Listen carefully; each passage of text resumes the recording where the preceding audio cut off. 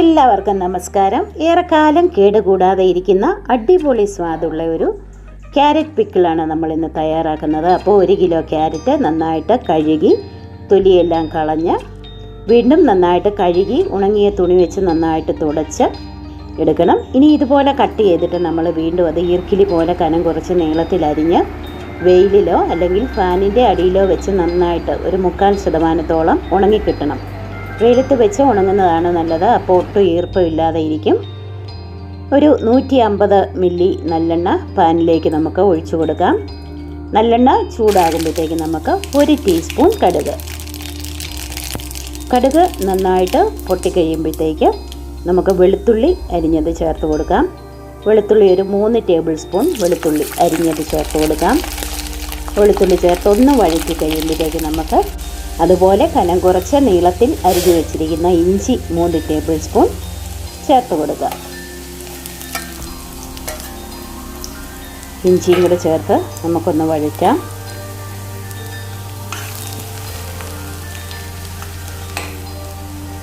അപ്പോൾ ഇഞ്ചിയുടെയും വെളുത്തുള്ളിയുടെയും കളറൊന്ന് കുറച്ചൊന്ന് മാറി വരുമ്പോഴത്തേക്ക് നമുക്കതിലേക്ക് പച്ചമുളക് അരിഞ്ഞത് ചേർത്ത് കൊടുക്കണം.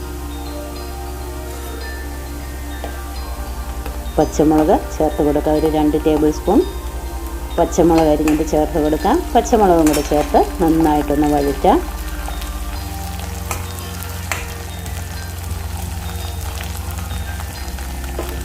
ഇനി കറിവേപ്പില നമുക്ക് ചേർത്ത് കൊടുക്കണം. കണ്ടില്ലേ, ക്യാരറ്റൊക്കെ ഒരു 3/4% ഉണങ്ങിയിട്ടുണ്ട്. ഞാൻ വെയിലിൽ വെച്ചാണ് ഉണങ്ങിയത്. ഏറെ നാൾ കേടുകൂടാതെ മാസങ്ങളോളം ഇരിക്കും. കറിവേപ്പില നമുക്ക് ചേർത്ത് കൊടുക്കാം. ഇങ്ങനെ ഒരു ക്യാരറ്റ് പിക്കിൾ ഉണ്ടെങ്കിൽ നമുക്ക് കറിയൊന്നും ഇല്ലെങ്കിലും പെട്ടെന്ന് ചപ്പാത്തിയുടെ കൂടെയോ ഒക്കെ ആണെങ്കിലും ഈ ക്യാരറ്റ് പിക്കിൾ നല്ലൊരു കോമ്പിനേഷനാണ്. അതുപോലെ ചോറിനും ഒക്കെ വളരെ നല്ലതാണ്. അപ്പം എല്ലാം ഒന്ന് വഴന്ന് വന്നിട്ടുണ്ട്. അപ്പോൾ ഒരു 1/2 ടീസ്പൂൺ മഞ്ഞൾപ്പൊടി നമുക്ക് ചേർത്ത് കൊടുക്കാം. ഇനി അതിലേക്ക് 5 ടേബിൾ സ്പൂൺ മുളക് പൊടി, കാശ്മീരി ചില്ലി പൗഡറാണ് ഞാനിവിടെ ചേർത്ത് കൊടുക്കുന്നത്. അവരവരുടെ എരിവിന് അനുസരിച്ച് മുളക് പൊടി കൂടുതലോ കുറവോ ചേർക്കാം. മുളക് പൊടിയും കൂടി ചേർത്ത് ലോ ഫ്ലെയിമിൽ ഇതൊന്ന് വഴറ്റിയെടുക്കാം. 1 ടേബിൾ സ്പൂൺ ഉലുവ പൊടിച്ചതും കൂടെ നമുക്ക് ചേർത്ത് കൊടുക്കാം. പിക്കിൾ പൗഡർ നമ്മൾ ചേർക്കുന്നില്ല. നമ്മൾ വീട്ടിൽ തന്നെ തയ്യാറാക്കിയ പൊടികളാണ് ചേർക്കുന്നത്. ഇനി ഒരു 2 ടീസ്പൂൺ കായപ്പൊടിയും കൂടെ നമുക്ക് ചേർത്ത് കൊടുക്കാം. കായപ്പൊടിയും കൂടെ ചേർത്ത് നന്നായിട്ടൊന്ന് വഴറ്റാം.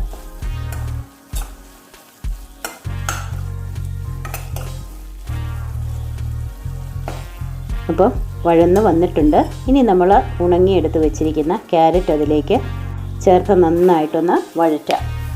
മസാലകളൊക്കെ നന്നായിട്ട് അതിൽ പിടിക്കണം.